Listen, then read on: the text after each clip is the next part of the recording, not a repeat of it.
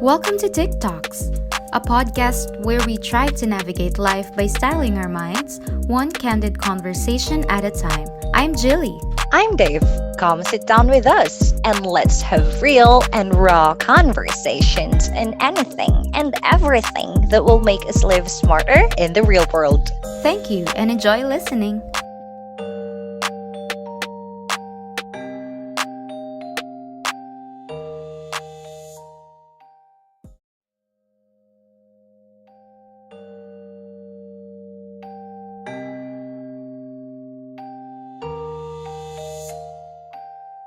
Welcome to TikToks, a podcast where we try to navigate life by styling our minds, one candid conversation at a time. I'm Jili. I'm Dave. Come sit down with us and let's have real and raw conversations and anything and everything that will make us live smarter in the real world. Thank you and enjoy listening.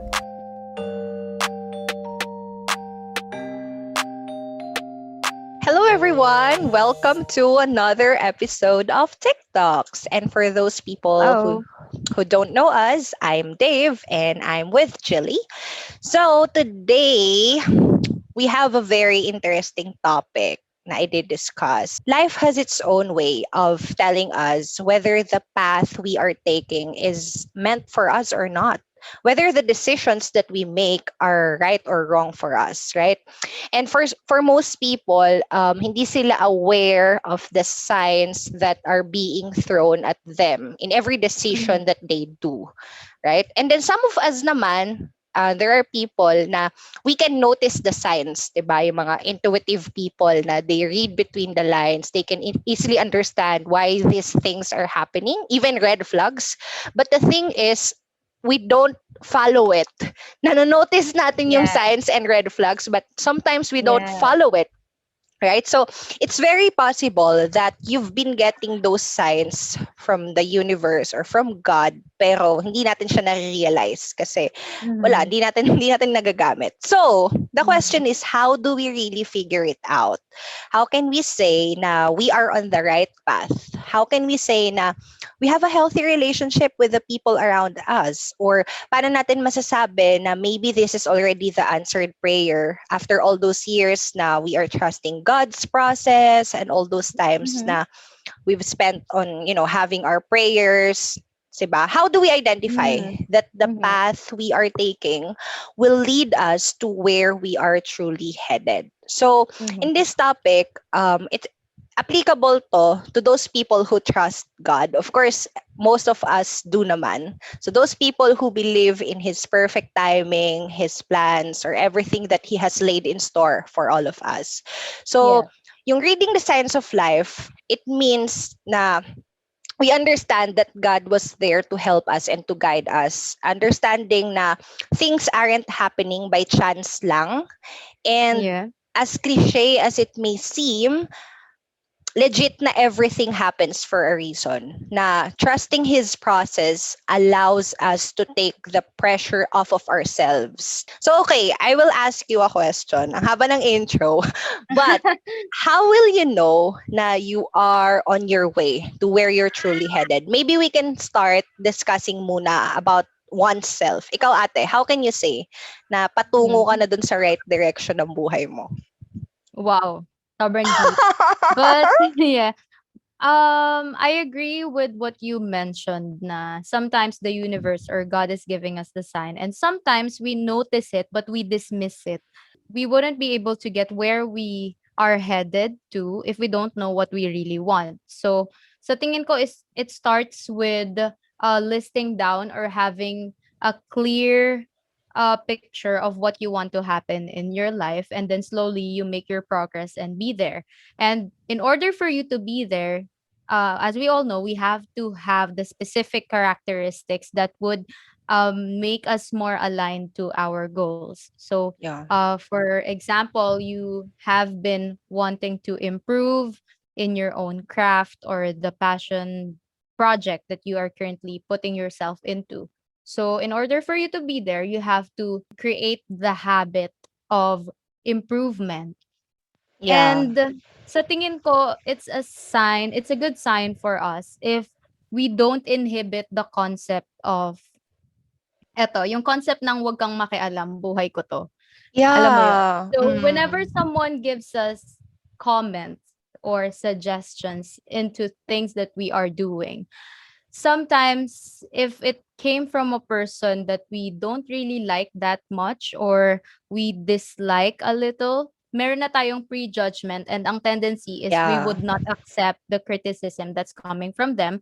But if we try to, rationalize and look at things in an objective way, so lahat ng binibigay sa ating criticisms, I think we will be able to practice on how to get the important things from it. You can notice it within yourself kung open ka na to always receiving criticisms. And it cannot be helped that sometimes maybe you'll get hurt if you hear this kind of opinion or if you hear this kind of comment. But it's okay to be hurt, but at the end of the day, as we all know, constructive criticisms can guide you away from bad practices and towards good ones. So Yeah. that's one good sign in terms of self-improvement, yung marunong kang tumanggap ng criticism from other Yeah. people. That's true. Receptive tayo sa criticism, sa feedback. Yeah. And Mhm. also, I've mentioned this in our old episode eh. Kasi pag hindi ka binabato ng concept, or if all the people around you are trying to appease you, you will not Yeah. grow as a person because who grows in comfort? No one grows Mhm. in comfort. The reason why we are stepping from our comfort zone and it's very uncomfortable because we are learning, right? So Mhm. kung hindi ka nakaka-feel ng pressure or hindi ka nakaka-feel yung uncomfortable feeling na parang feeling mo Yeah. wala kang alam, that means you're not growing, you are stagnant, Yeah. right? Okay, Mhm. that's one point. Ako naman ang mabibigay ko dyan is sometimes we tend to force, not really sometimes, kapag di pa talaga tayo nag-grow, we force things that are not meant for us. But I would say na we're on our way to where we are truly headed if we no longer force things that aren't meant for us. What are the examples? Relationships, friendships, career, rejections. Parang hindi na natin dinidibdib bakit hindi siya nangyayari. We can easily Mhm. accept or we can easily understand why these things didn't happen, bakit bigla akong iniwan itong taong na to, bakit hindi ako tinanggap sa trabaho na to, bakit bigla na lang siyang hindi nagparamdam. Hindi ka na Mhm. nag-a-ask ng closure, hindi ka na nag-a-ask ng explanation because parang you understand that nothing is permanent in this world na meron talagang mag-e-end na Yeah. there are people na meant Mhm. lang sila to stay in this phase of our life. There are some talents or maybe there are some passions na ina-outgrow natin. For example, ngayon nag-aaral tayo ng practical things, we're trying to Mhm. study how to invest, ganyan, yung mga sa money-related things. Kasi feeling ko yun na yung dapat nating harapin kasi adulting na tayo. So yun Yeah. lang, accepting lang na hindi lahat ng bagay mangyayari at accepting lang na may reason ng bawat bagay. A good sign would also be being able to know when to listen to your thoughts and your body. Like for Yeah. example, as we all know, anxiety is one of the major issues or um, state that everyone's talking about right now. Na anxiety is a negative thing, that it has a negative impact in your life if it goes out of hand. So commonly, whenever we feel anxious, we just refer it to the external factors and not because of the internals. Like for example, I feel very anxious because I have a report upcoming, hindi ako ready, or I feel very anxious because sa tingin ko tatanggalin na ako sa work, or because I feel like the friends that I am with right now, sa tingin ko galit sila sa akin, yung mga gano'n. So, Yeah. every external factors. But at the same time, we also have to be in tune with our health, like physical health. Because Mhm. at the end of the day, anxiety, as we all know, it's because of certain chemicals in our brains and in our Yeah. bodies that causes Mm-hmm. it. And if you look at it in a scientific way, it might be the internal factors that's causing it. Like for Yeah. example, yung not Mm-hmm. enough sleep, or you don't Mm. have you have an imbalanced gut health. So Kaya if you can notice or if you watch, psychological treatments or therapies, most one of the most common questions that they ask their patients is, are you getting enough sleep? Because sleep and other factors like the food that we eat are the things that really contributes as to how we feel and operate as human beings. So, yes. Ayun. That's true. Mhm. I want to highlight lang dyan na it doesn't mean na you are attuned with what's happening to your physical body. It doesn't mean that we are invalidating your gut feeling or your kung ano man Mhm. ino-overthink mo. Hindi namin sinasabi na, nag-overthink ka lang. No. Because we are also Mhm. advocates of mental health, right? Tayong I Mhm. mean, isa kami sa mga taong talagang sinusuportahan ng mental health na we have to validate everyone's emotions. But no, naalala ko ate, nung time na nag-volunteer ako dun sa mental health org, every time na we have a caller na suffering from anxiety or panic attacks, we always try to remind them that fear and anxiety are two different things. 'Di ba? Kasi Mhm. fear, natatakot kang mangyari yun kasi nakikita mo yan. Like for example, you're Mhm. afraid of the hold upper kasi alam mo na itong lugar na to may namatay dito dati dahil na hold up siya. That means it's valid na matakot ka. Kasi nangyari Mhm. na siya. You have the basis. Why are you being like that? You're being reasonable sa fear mo. Mhm. But when you say anxiety, is you're afraid of those things that are not happening yet. Wala Yeah. naman, kumbaga, wala namang nag-iisip nun, ikaw lang. And again ha, we're not trying to say na you're insane or nababaliw ka. That's normal. Kasi parang dun mo masasabing unhealthy siya kapag nag-iisip ka na wala ka namang basehan, wala kang kumbaga wala namang past history na nangyari yon, tas Mhm. naisip mo lang siya out of the blue dahil mapaglaro yung isip mo. I think yun yung masasabi kong unhealthy siya. So pag Oo. nalaman mo na yung thin line between the two, Mhm. kasi sometimes that the line becomes blurry, right? Yes. Na ano siya, na di mo ma-identify. Is it anxiety? Is it fear? Di mo ma-identify. Mhm. Pag na-identify mo na yon na nag-overthink ako, nagpapraning ako because I have an evidence. May Yeah. nakita akong sign. May pattern akong na-read. Pero yung wala, naisip ko na rin, yun nga, sa relationship. Ano ba, baka magloko to. Anong basehan mo? Wala lang. Yeah. Gut feeling. Gut feeling lang na baka magloko. Ano ang basehan mo? Wala lang. I think that's being irrational. Sorry to say this, but Mhm. there's no way I can sugarcoat it, but that's irrational. Pero kung yung Mhm. nagda-doubt ka kasi, hindi kasi nakita ko may nilalike siyang ganito, nagko-comment siya sa ganito, may chinat. Medyo may tawag dito, medyo valid yung hypothesis mo. Taray, mga scientist ba Mhm. tayo dito? Ba't kagay? Okay, Oo, next. para siyang you're trying to imagine all the Mm. worst or bad things that can happen, and then ang ending ikaw yung mapeperwisyo kasi you won't be able to sleep peacefully Yeah, at that's night true. kasi mabo-bother ka, ganyan. Mhm. Naalala ko one of the videos that I watched sa TED, parang nabanggit dun na more than half of the time that we are thinking or spending our lives, it's all about worrying what has Yeah. already happened in the past and what will happen in the future. So, Oh, bihira lang sa'tin yung nagfo-focus in the moment and that's true. trying to, deal with the things that are currently happening and not worrying about the future na wala naman tayong control.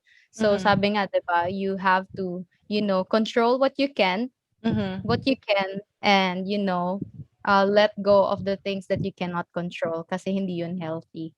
That's And true. also, another good sign that I can think of in terms of, knowing that we are in the right path is sa tingin ko it's under the realization that the world does not revolve around us. And this also touches on the matters of mental health because as we all know, a lot of people right now are advocating it online and everywhere, which is a really, really good thing because back then hindi natin siya openly sinasabi and hindi siya openly na-address. But at the same time, there are also some people na aminin man natin sa hindi is parang ginagawa na nila yung defense to everything na Yeah. they make it a valid reason. Na the reason why I did this is because I'm Have not in the right anxiety. I place. have, I have anxiety and all that stuff. So you cannot really get mad at me kasi I have anxiety eh. And you have to understand me, mga ganon. So parang ginagawa na nila yung reason to do bad things or to hurt other people. So mhm. I think we have to remind ourselves that, if you are experiencing these kinds of issues within yourself, you also have to realize that as a human being, it's our nature to develop our own adaptive coping strategies para makakilos tayo ng maayos sa mundong to, alam mo yun. Like for example, yung mga trigger warnings. Like for example, online, you post something that can be related to suicidal thoughts. Like for example, you post a blade or a rope or something na Mhm. that's being used to try to end Ah, but that's being used to hurt someone's self or end someone's life. But even though it's not your intention to post that thing and you are referring to a different subject, some people, they will be too sensitive na grabe naman, napaka insensitive na that's magpo-post true. ka na ganyan. Alam mo naman na Yeah. ang daming mabilis ma-trigger, ang daming on the edge ngayon na kapag nakakita sila ng ganyang picture ng rope or ng Yeah. blade, Mm. baka maging trigger nila yan, ganyan. So, I think you have to realize na you can't expect your Mm. environment to change for you, you Exactly. know? So, Mm. anong gagawin natin? I-take down natin lahat ng nagpo-post ng rope even though that's not even their intention? My I-take down God. natin lahat ng May nagpo-post example ako dyan mamaya. ng edge of sa edge of the building even though that's not their intention. So, Mm. develop your own coping strategies because you can't expect the environment to work for you. And if you cannot do that for yourself, that is the time when you have to reach out for a professional, seek help, Yeah. 'di ba? Mm-mm. Kasi you can't really Patingin control the ka. people that Exactly. posts. That's true. So That's true. ayun. Natawa ko doon sa sinabi mo yung sa mga post. I want to, give this an example. I'm not sure if you've heard about this news, yung si Solen Yusuf. Kasi di ba, Oh, she's what an happened? artist. And Oo. then, nagkaroon siya ng artwork na parang she's trying to portray the Filipino people na may mga laborers, Uh-huh. may mga parang nag-work like sa ilalim ng tulay, mga ganun. And then, you know Oo. what? Nabash siya ng netizens. Sabi, you are Bakit? insensitive. Solen, you're very insensitive. Why are you painting Filipino people na naggagawa ng mga manual jobs. Parang sinasabi Oo. nila na yung mga Pilipino daw parang pinapakita doon sa painting ni Solen na ang hirap ng mga Pilipino, kumakayod na parang, alam mo yun, tapos si Solen, nag-sorry tuloy siya. Sabi niya, this is my art. Sabi niya, Oo I nga. just want to portray the Filipino people, the daily lives of Filipino people na magsasaka, laborer. Kasi parang sabi ng ibang netizens, insensitive ka na pinapakita mo na mahirap talaga ang mga Pilipino tapos ibebenta mo yan sa abroad. So ako parang natawa ako doon. Grabe naman, pati ba naman artwork ni Solen, ibabash nyo dahil lang doon. So wala, Oo. na-connect ko lang Tapos, siya. oo, tingnan mo, if you think about it, what if she painted otherwise? Now, what if she painted someone na nagwo-work sa office, someone with a comfortable Igo-glorify life? yan. Igo-glorify. Igo-glorify or at the same time, ibabash din siya. Sasabihin din na, grabe ang insensitive mo sa mga taong gumagawa ng Diba? manual labor. Parang dinidisregard mo sila. So parang saan ka Exactly. malulugar, diba? Totoo. Yung totoo. Netizens. Anyways, Ewan. Okay, so ano pa, nakatawa yung kay Solen. Anyways, another sign na you're on your right path na, you're on your way to the right path is when you do things na comfortable ka on your own skin. Like you do what makes you happy without the approval and validation of other people. Wait, Mhm. before I proceed, a disclaimer. I'm not saying Yes. na Mhm. I'm not saying na I'm free to do anything I want. I can commit crimes. I can break the rules. No. Yeah. No, Mm. no, no. Of course, we are still bounded by rules. We have church, we have office, we have school. Hindi ko sinasabing suwayin nyo yung mga higher people. Yeah. No. Ang sinasabi ko dito is you're comfortable to hone your own craft. Na, for example, this podcast, it's something na nagagawa namin both ni Jili na nalalabas namin yung true self namin. Kasi yung ganitong conversation ate, hindi naman natin ito pwedeng gawin sa mga lahat ng friends out there because they will tag us as pa-deep naman kayo. Di ba? Para sasabihin lang, ano ba naman kayo? Pa-English pa kayo dyan. Kasi eto ha guys, we can do something that we love na hindi tayo nag-iisip ng hala, baka hindi niya magustuhan. Hala, baka may mang-bash sa akin. Hala, baka naman mag-sneer yung mga tao pag nag-post ako sa social media na tataas ang kilay nila. So, once na you're free to do anything you wanna do, tapos hindi mo na iniisip yung iisipin ng iba, I think you're on the right path. Even sa career, hindi ka na parang I chose this job because the society is telling me to do so, but because I really love it and I want to pursue it. Diba? Even sa relationship, na I'm not dating this guy or whatever because mukha siyang maganda sa paper, like gwapo siya and mayaman siya, but hindi naman niya ako gusto. Pero ginagawa mo dahil masaya ka dun, dahil yun ka, I think you're on the right path. Okay, let's proceed to relationships and friendship. Yaman rin lamang nabanggit ko na ang relationship. How can we say that we are with the right people? Again ha, every time to sa podcast namin, hindi lang romantic to, applicable to sa platonic, sa business relationships, or kahit ano pa man. Jili, how can you say that you are surrounded with the right people? Right circle of friends. Okay, the first thing that I would like to highlight, of course, is if you accept each other for the person that you are right now and you don't try to change each other, you know? Like if may ugali yung isang friend mo or yung partner mo that you don't really like, you communicate that if it's hurting you, you have to tell him so that he will adjust. But at the same time, if it's just, if it doesn't affect you in a very negative way, you just have to accept it because that's part of committing yourself to someone. That's true. And also, one good sign is the understanding that you both need alone time to meet with other friends and other people and pursue your own interests, and that your life doesn't revolve around that specific person or that group of friends only, you know? Sabi nga nila, you are not my world, you are just a planet in my universe, diba? Oh, love it. That's true.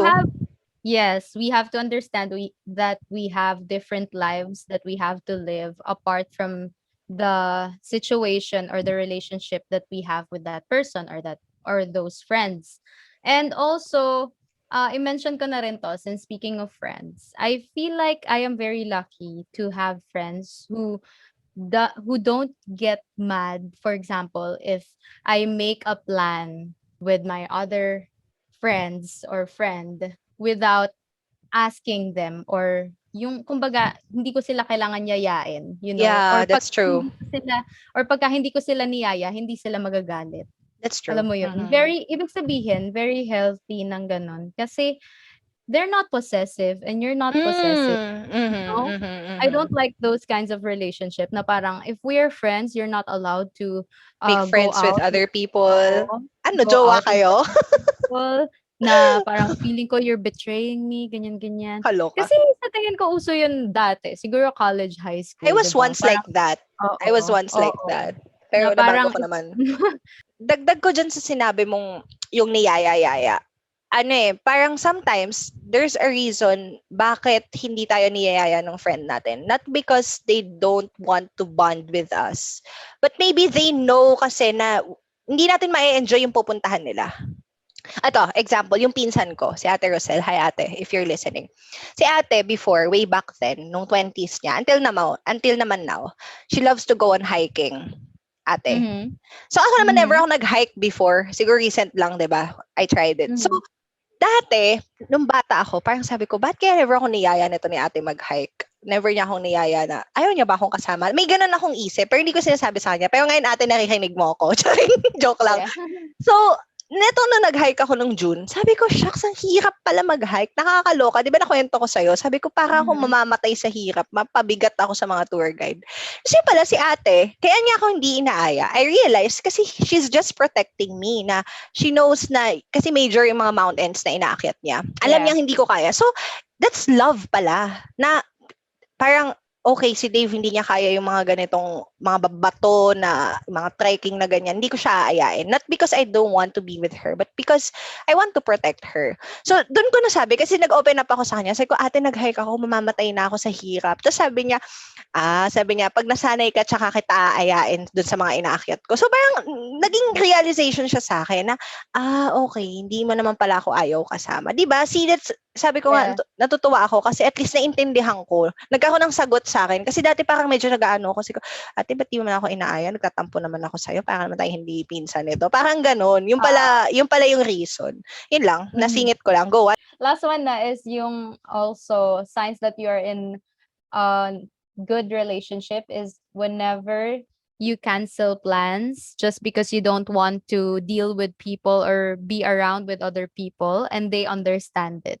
They don't take it against you. Like for example, parang hindi mo na ako pupunta sa gathering natin or sa usapan Yeah. natin sa ganitong date or ganyan because I don't feel like it. And if they do understand it, then you are very lucky because you have the right kind of people in your circle. So, ayun. Yeah. Oo, that's true. Totoo yung sinabi mo. It's part of self-love na rin, di ba? Setting our own boundaries. So ito pa, dagdag ko din, masasabi kong we're dealing with the right people. Is number one is we can agree and disagree sa opinion nila nang walang nakahurt. 'Di ba? Kasi Mhm. dati, gino-glorify natin yung idea na if you're with the right people, you have to have the same interests, same core value, same point of view, same perspectives. But in reality, there's no two people who are exactly the same. May pagkakaiba talaga Mhm. 'yan. So learning the different, I mean, understanding and accepting one's differences is one true affirmation na you are with the right Mhm. person. 'Di ba? Wait guys, sorry nagpalit yung camera ko kasi na-unplug yung webcam. Anyways, nasira yung train of thoughts ko. Asa na ba ako? Doon sa part na kala mo may thoughts talaga. So yun, pag naintindihan mo na yung difference nyo ng friend mo or ng partner mo or ng katrabaho mo, I think that's one sign na nasa the right person ka na. Hindi ka niya tinatry baguhin, kagaya nung sinabi mo sa akin kanina, 'di ba? Kagaya namin ni Ate Jili kahapon, nanood kami ng May Amanda. Gustong-gusto ko yung film. Nagandahan ako, tapos siya hindi niya daw feel. Pero hindi kami nag-away. Hindi ko tinry i-impose yung belief ko sa kanya na, ate, you should like Yeah. May Amanda. Ano ka ba? Yeah. It's a very good film. Hindi rin siya yung tipong, di ba pangit ng May Amanda? Dapat maging, para sa'yo, dapat di ka rin magandahan. Hindi ganon. Kasi we accept na, we know na film is subjective. Art is subjective. Mhm. Diba? And next one is we can compromise sa gusto ng friend natin and ng partner natin without losing our true selves. I think one sign na you're with the right person or you're with the right friend is if you can compromise with them without losing our true selves. Pag yung tipong for example gusto nila ng ganitong restaurant, hindi ko Mhm. sinasabing maging favorite mo yon. Pero nag-a-adjust ka in a way na kakain kayo doon pag time na gusto niya. Pero hindi ko sinasabing kailangan doon ka na laging kumain. Alam mo yun, hindi mo Yeah. kailangan baguhin completely yung sarili mo para doon sa taong yun. Or for example, sa passion, let's say your friend is athletic or sporty siya. 'Di ba? Nagko-compromise ka in a way na you try to listen to him or her kapag nagkukwento siya about his or her passion, pero hindi ka Yeah. na yung tipong kailangan mag-training ka rin dun sa basketball para Mhm. hindi ganon. So, Mhm. yun, nagko-compromise ka pero alam mo pa rin yung boundaries mo. I think one sign yun ng Mhm. maturity. Career. Sa career, punta tayong Yeah. career. Okay, wait. I just wanted to add something yung dun sa agreeing to disagree with your friends. Ah, May naalala kasi akong example dyan. Like, di ba mm. usong-uso sa social media or sa Facebook yung Aha. magpo-post sila, for example, ng political beliefs nila, which is yun yung very common. Yeah. Like when you Oo. post something that you believe in and then most people they say unfriend me if you think otherwise, or to those people who are still believing to this politician, you please unfriend me. Yung mga ganon, yung mga Oo. willing to sacrifice their relationship with other people just because of Exactly. political beliefs or maybe faith, just because of religion. Alam mo yun, sobrang babaw naman ng relationship nyo if it's just That's defined true. by your beliefs, 'di ba? Mm-mm. Because wala pa ring papantay of course sa human connection and understanding. And you don't have to be on the Page all same the time. page all the time. You just have to accept that you have different opinions That's on true. things, but it Mm-hmm. doesn't have to, it doesn't have to lead to cutting ties Yeah. from people just Mm-hmm. because you believe otherwise, Mm-mm. unless that people is being toxic to you. Yeah. But if Mm-mm. not, 'di ba? Pag minor lang Parang naman, yeah. mm-mm. Mhm. That's true. That's true. Ayun. I think yung masasabi kong ika-cut ties natin, pag talagang yung pagkakaiba nyo is talagang major difference na siya. 'Di ba? So we Mhm. have our own priorities naman sa standards. Meron tayong mga non-negotiables talaga.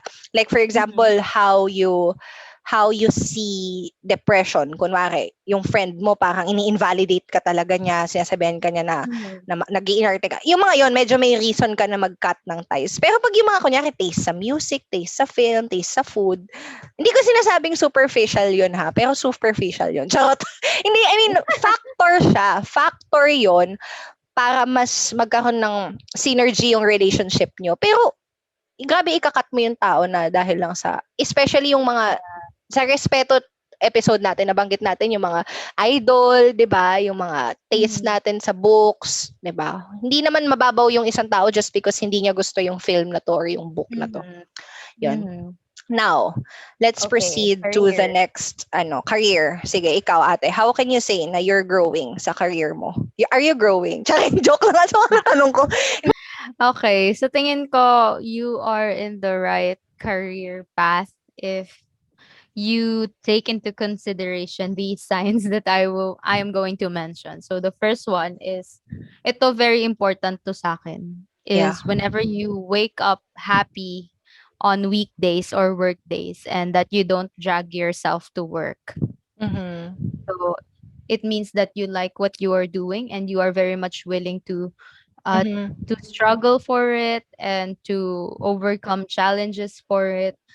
Big factor then yung, for example, you have your to-do list in the day, that it doesn't make you cringe or it doesn't make you dreadful na sana weekend na. Yeah, that's true. Because very common yun sa ating mga working Gen Z and millennials eh, na Na, parang gusto nilang weekend na lang palagi. So, you yeah. also have to figure out what you are willing to struggle for. If you really want to achieve your dreams, sabi mo nga kanina, wala naman nag-grow sa comfort and we will always experience the hardships as we go through this path. And then Mm-hmm. you big thing din sa akin is, for example, you're working on something or you have a job and you see your future clearly and Yeah. Mm. you have concrete plans on how this current job is going to take you where you want to be. That's true. No matter how challenging yung career path na kinuha mo, if it will take you closer to where you want to be, you are willing to, to struggle for it. Also, Mm. very good sign din sa akin if you experience a deep sense of alignment in everything Mm. that you do and everything that you think about yourself. Ang ganda. Gusto ko yung sinabi mo dun sa work na happy ka. Not really happy ka with what you do, but you wake up in the morning na may peace of mind ka, may sanity ka. I think that's one true sign na for you yung job mo. And also, may point of intersection kasi yan, di ba? Laging pinagtatalunan na yung passion, pera, purpose.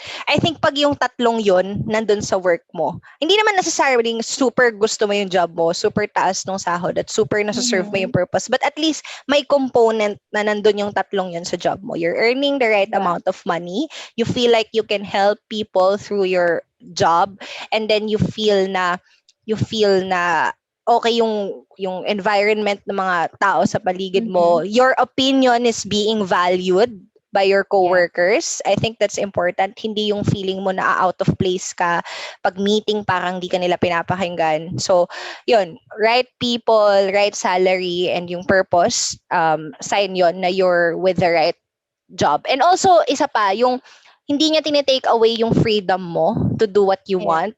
And hindi niya tinitake away yung time mo with your family, with yourself. Kapag may balance, yun nga, may balance na nagagawa mo pa rin yung gusto mo. Pag may free time ka, may time ka to spend with your family, with your friends, na hindi doon na lang sa work umiikot yung buhay mo. I think para talaga sa yung job na yon.